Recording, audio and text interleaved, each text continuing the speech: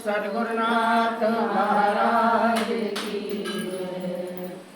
स्वामी नित्यानंद भगवान की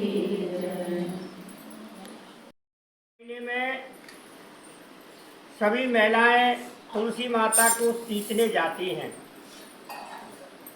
सब तो सींच कर आती, परंतु एक बुढ़िया आती और कहती कि हे तुलसी माता, सच की दाता, मैं तेरा बिरला सींचती हूँ, मुझे बहू दे, पीले रंग की धोती दे, मीठा मीठा घास दे, वैकुंठ का वास दे, चटक की चाल दे, अच्छी मौत दे, चंदन की काठ दे, अच्छा राज दे, दाल भात खाने को दे, और 11 के दिन दे, कृष्णा का कंधा दे। तब तुलसी माता यह बात सुनकर के सूखने लगी। तो भगवान ने पूछा कि हे तुलसी माँ, तुम क्यों सूख रही हो? तुलसी माता ने कहा, मेरे मन की मत पूछो।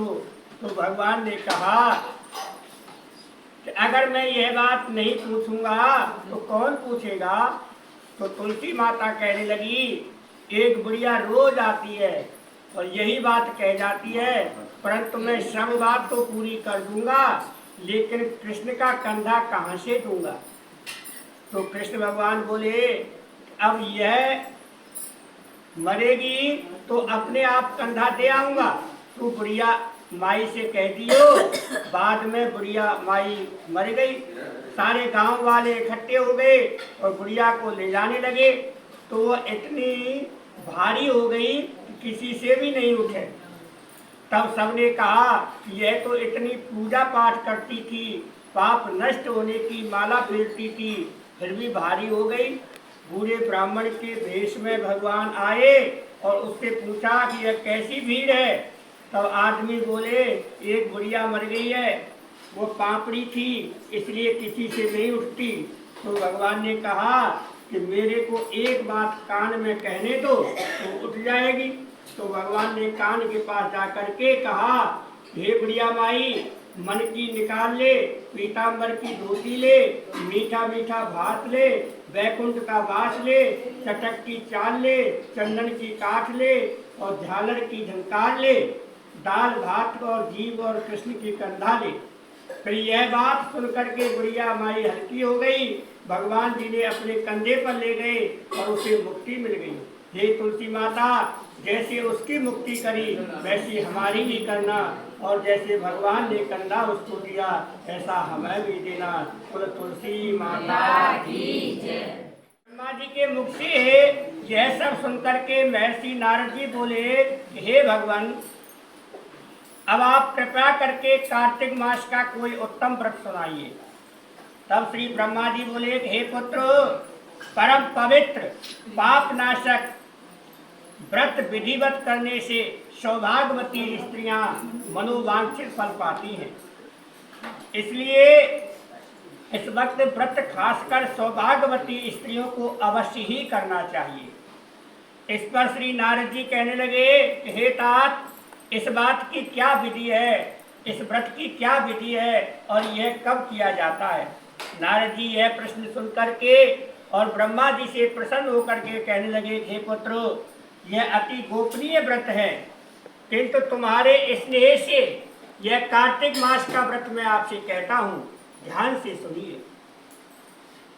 अश्विनी शुक्ला पूर्णवासी को प्रातः काल उठकर शौच आदि से निवृत्त होकर दंत मंजन आदि करे, फिर संगम नदी, सरोवर, कुंड, कूप अथवा घर पर ही स्नान करे 4 बजे।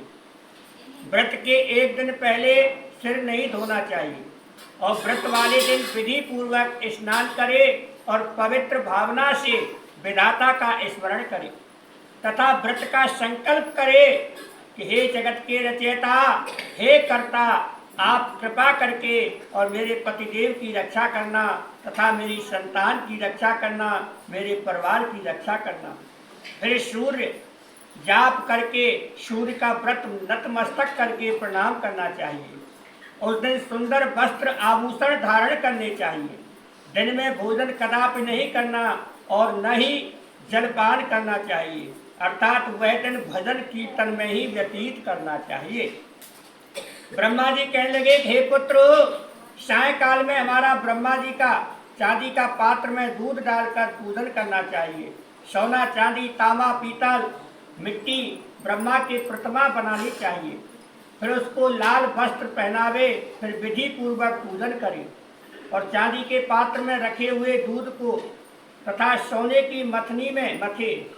साथ ही यह प्रार्थना करे कि हे ब्रह्मा जी, मुझे भोग आदि के लिए गौ प्रदान करिए, मेरी संतप्ति की बुद्धि करिए, मेरे पतिदेव को धन दान भरिए तथा चिरायु दीजिए तथा बहुत से दास दासियां प्रदान कीजिए। इसके पश्चात ब्राह्मण को भोजन कराए और अपने कुल के सभी वृद्ध जनों का सम्मान करे तथा बहुत ही स्वादिष्ट भोजन पकवान बना करके उनको खिलाना चाहिए।